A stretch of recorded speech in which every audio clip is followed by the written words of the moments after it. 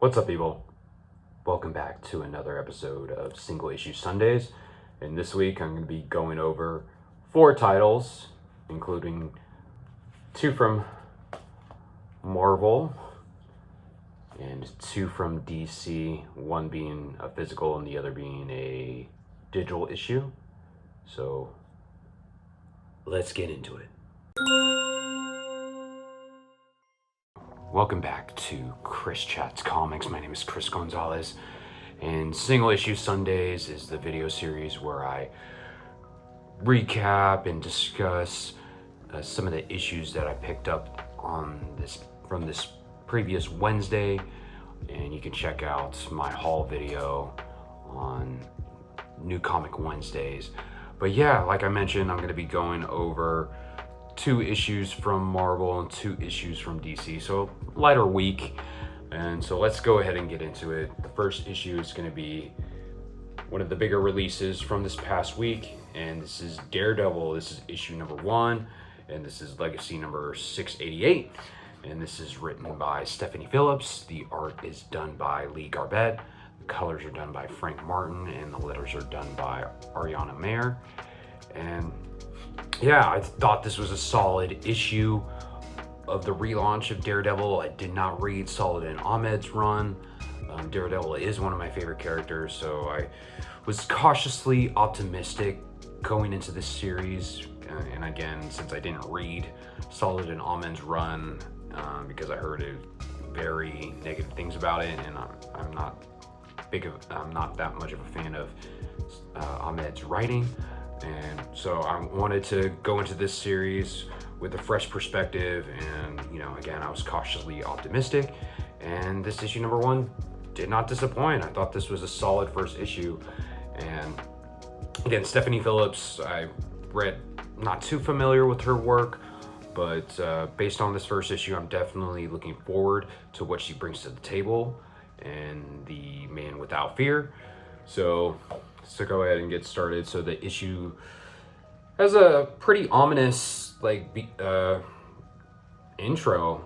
We got a preview of our new villain. His name is Omen. So it's kind of like foreshadowing into what we can expect.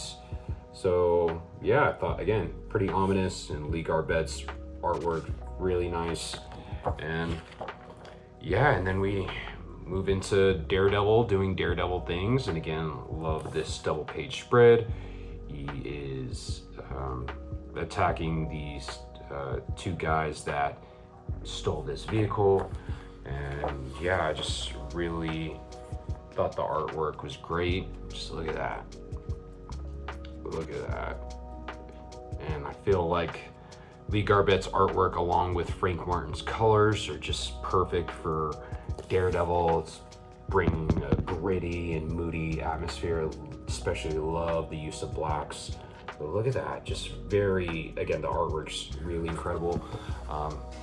Lee Garbett, he did some fill-in issues for Tom Taylor's Detective Comics run, and he did artwork on Jed McKay's Doctor Strange run. I haven't read that run yet, but it is on my to-do list. I got the omnibus, so I can't wait to dive into that. But again, the artwork though is really great. And Stephanie Phillips, I feel like she just nailed Daredevil's characteristics pretty well. And so in this issue, Daredevil, he's now teaching law at Empire State University, and I just thought that brings a new dynamic to his character, or just a new dynamic to how he interacts with his supporting cast, and it's just gonna be interesting to see how it plays out and how long he's actually gonna be a teacher in ESU. But I thought this was a really cool way to do a new avenue for Matt Murdock to explore, since he is not a lawyer now. He's not the mayor of New York, and so I thought this was really cool. And then we get introduced to another professor in the school. Her name is Dr. Sari, believe it's Sorry. Let me know in the comments how you pronounce her name, but Sorry Ellison, and she pretty hot. She's got some tattoos on her chest, and you know our boy Matt Murdock's gonna be hooking up with this lady, because you know he's a ladies' man. So, but yeah, I just thought their interaction was pretty cool, and it just in the writing, it's pretty much Matt is having an internal dialogue saying that you know, sometimes when villains are dangling heroes above a shark infested tank, that, you know, the shark is smelling the blood, and Dr. Ellison, she is the shark, but Matt, he likes sharks, so you know they're gonna hook up. But again, artwork's great, and we get another subplot where this detective, he is investigating this murder that happens on the subway, and the victim, their eyes were gouged out perfectly, and he was, based on the markings on the guy's wrist, he was bound. And is this Omen's work? We're not sure. So interesting subplot. We'll see how this detective plays into the main story. And then Matt, he meets up with an old colleague of his. They have a drink, and Matt, he thanks him for recommending him to college. But this guy, I think, what's his name? I'm not sure what his friend's name is, but he lets Matt know that it was actually because of this tech billionaire named Harlan Vale that Matt got the job. So we'll see how that plays into why did this billionaire refer Matt to getting the job? What's in it for the billionaire? So we'll see how that plays out. And then again, we get another action scene where Daredevil, he's prowling through the night. He's, again, just the artwork, really great, really moody. Again, love the use of blacks in the shadows. So, and I liked how the action sequences were drawn. I like this page where these 4 separate panels showing the different eras of Daredevil, and I just thought that was really cool. And so yeah, Matt, he goes back to his apartment, but he senses somebody is there, and again we get another look at our new villain, Omen. And Omen is looking for Matt Murdock specifically, and he doesn't know that Matt Murdock and Daredevil are the same. So they get into a tussle, and Matt gets his ass beat and gets kicked out of his apartment, out of the window, and crashes onto a car below. And that's how we end the issue. So I thought it didn't do anything groundbreaking, but it was a solid first issue of a Daredevil run. So I'm really excited for the next issue and this new era of Daredevil, and I can't wait to see what Stephanie Phillips, Lee Garbett, and co have in store for us. So that was Daredevil, issue number 1. It's very solid. And the next Marvel title I'm going to go over is Venom. This is issue number 256, and this is part 6 of 9 of the Death Spiral crossover events with Amazing Spider-Man. And this is written by Al Ewing. The artwork is done by Carlos Gomez, and the colors are done by Frank Damarta, and the letters are done by Clayton Cowles. And the best thing about this issue is definitely Carlos Gomez's artwork. I thought it's really done well, very exciting, and the character designs are just really badass. And this again follows up with what happened in the last issue of Amazing Spider-Man, where Torment, he is now after Dylan Brock, because again he is hunting down the families that are tied with Eddie Brock, Mary Jane, and Peter Parker. So now, since he had just killed Eddie Brock's father, now he's going after Dylan, and he showed up at the apartment, and Paul They close the door on his arm, and they destroy one of the gauntlets that Torment stole from Shocker. And this is a major death happened, and this is it. Spoilers, by the way. Torment stabs Paul right in the gut, the sternum there, and yeah, spoilers, Paul dies from his wounds and he succumbs to the stabbing. And again, I know the character of Paul was pretty much hated by a lot of Spider-Man fans because, again, Mary Jane broke up with Peter for Paul, and he was not a Will-like character. But I don't have that disdain for Paul because I think he was introduced in Zeb Wells' Spider-Man run, and I didn't read that run because I heard not great things about it. But so yeah, Paul dies, and then I thought that Dylan Brock's reaction to Paul dying was pretty emotional, and Al Ewing definitely did a good job with giving a sense of, sadness and anger within Dylan because of Paul's death.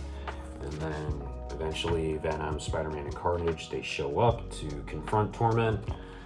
Yeah, they get into a brawl, and then, so again, the artwork by Gomez, definitely the best part of this issue. And so Venom, since Dylan, he had escaped because Paul had distracted Torment. So Venom, he goes after Dylan, and then Spider-Man and Carnage, who is Eddie Brock, they go after Torment. And so Torment, he is still looking for Dylan, but Dylan is running away through the sewers. And yeah, so Carnage, aka Eddie, he is upset at what Torment has been doing, and killing off his family members. So again, artwork really good. So I thought this is one of the better issues of the crossover.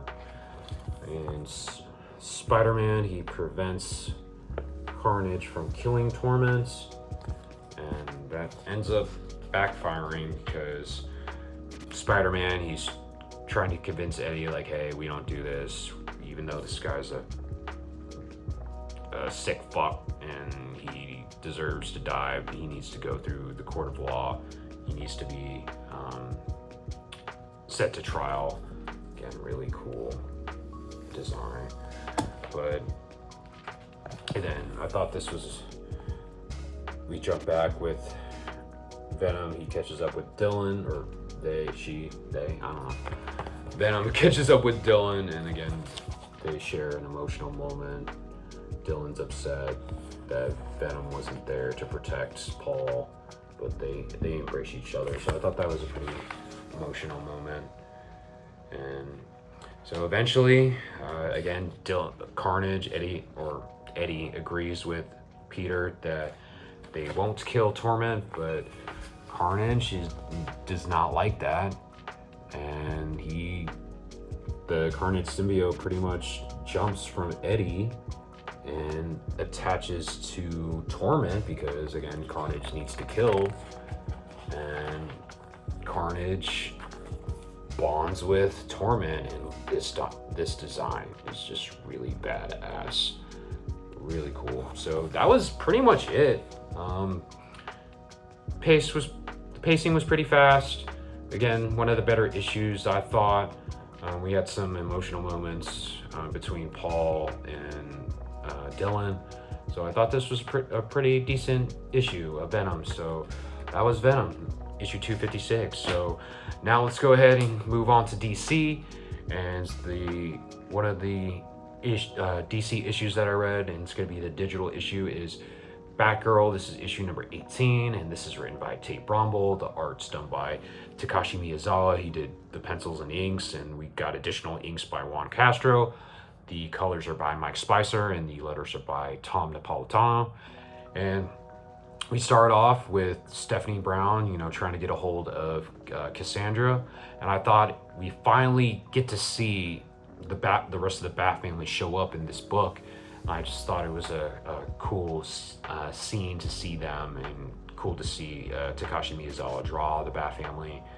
And then we jump to the spirit world, where Cassie, again, she just developed these blood powers, and she couldn't control it, so she sought out the Wu clan and tried to speak with the Blood Master Wu Lin to figure out how to get rid of these powers. But last issue they witnessed the Wu Lin get shot in the back of the head by some of his subordinates. I don't know how to pronounce it, but he got shot in the back of the head. But that caused a portal to open into the spirit world. So Cass, Tenji, and Jaya, they jumped into the portal. And yeah, so this issue, definitely a lot of anime influences in this issue, and throughout this whole run there's been a lot of anime influences, so I always appreciated that. And again, Takashi Miyazawa, he's a master of drawing that action sequences, so anytime he's on interiors, always a good time. And this issue, especially when they're in the spirit world, definitely reminded me of Spirited Away, so I really dug it. And to be honest, this might be my favorite issue of the week. And so Wu Lin, the Blood Master, again, his physical body is in the real world, and when Cass and her brother and Jaya, they jump into the spirit world, they come across Wu Lin's spirit. So I'm pretty sure Wu Lin's dead. It was kind of confusing. That's the one small critique. It confused me a little bit is Wu Lin really dead, or is he alive? I don't know, but his spirit is within the spirit world, and he pretty much tells Cass and the gang that, hey, like, my father, he's trying to come back to life. He didn't appreciate how I'm running the clan, so he's trying to, with the help of some other people that portrayed Wu Lin, to possess Wu Lin's body and to come back to life and to take over the Blood Clan again and become once again the Blood Master. And time moves differently between the spirit world, and also due to the blood curse, Batgirl, if she dies, she cannot be reincarnated. So the spirits in the spirit world, they are trying to be reincarnated, and if they were a good person, it won't take them as long to be reincarnated. So, but Cass, so again, she can't, due to this curse, she can't be, if she dies, she can't be reincarnated. But with her blood powers, since she's alive, she can utilize her blood powers, because if she was dead, she couldn't use them. But since she's alive, she can utilize her blood powers, and she can kill the spirits, and they're very effective against the spirits. So I just thought it was really cool.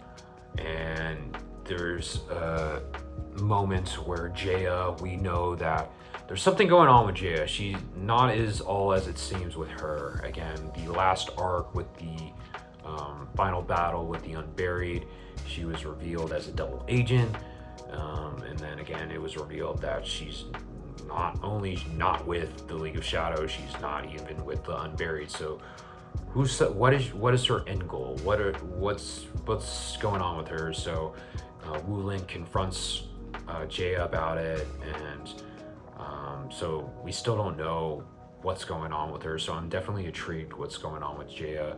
And it's also revealed that Lady Shiva's spirit might be in the spirit world, and there's a moment where they're traversing the spirit world. They have to get to this one area to confront a blood god, to get back to the real world, to fix whatever is going on with Cass's blood powers. But So they're on their way to, it's believe they're trying to go to, it's the Midnight Eye, and they get attacked by a blood ninja, and someone saves them, and we think it might be Lady Shiva. So there's a possibility that Lady Shiva might come back. And so they're going to the Midnight Eye, and they get confronted by Wu Bing, and she was the assassin that was sent to kill Cassandra in the Three Swords arc. So she's back, but now she's like kind of a demon. So she confronts Wu Lin, Cassandra, Tenji, and Jaya. So that's where the issue ends, and I just thought it was a great and fun issue, very, very anime influence. Again, reminded me of Spirited Away. Takashi Miyazawa on the artwork's always a good time. He does action really well. And another fun issue of Batgirl, and I've just been loving this series. So, and now the last issue from DC I'm gonna go over is Batman. This is issue number 8, and this is written by Matt Fraction, and we got a guest artist for this issue is Ryan Sook, and the colors again by Timu Mori, and Clayton Cowles does the lettering. And this issue is another slower issue, especially coming from last issue number 7, and I thought this might be my least favorite issue of Matt Fraction's run so far. I just thought it was kind of a little filler. There's another dialogue heavy issue, not a lot of action in this, and it's pretty much there's 3 stories going on at once. We got the reporter and the kid Hudson who took a video of Vandal Savage planting evidence at the crime scene and framing Batman, and we got Vandal Savage visiting Poison Ivy to convince her to move forward with his plan of outlawing the Batman and going after him and the Bat family. And we got Batman meeting up with Alan Scott to get a little bit more insight into how he should approach Vandal Savage. So again, the artwork was okay. I definitely miss Jorge Jimenez. The artwork wasn't necessarily bad. It's just, it was just compared to, because Jorge Jimenez has just been killing it. So I just thought it kind of was a step down, but again, a lot of talking in this. It definitely moves someone's. It definitely moved the plot forward a little bit, and there's going to be this crossover event with Poison Ivy, so I can see it's planting the seeds. Ironically, the event's called Bad Seeds. So again, artwork was okay, and I did like this double page. This is like my favorite look. I just like this double page spread. And it says Bruno Redondo did some of the artwork in the double, so I'm not sure if Bruno Redondo did some of the artwork in this, but I just thought this was cool. It just gives you, it goes through Vandal Savage's history, where he was a caveman and he discovered the magical rock that gave him his immortality, and then go through Poison Ivy's history. And again, she is the mayor. And I haven't been reading G. Willow Wilson's run on Poison Ivy. I'm waiting for it to get collected into like a deluxe edition, which we are getting that later this year.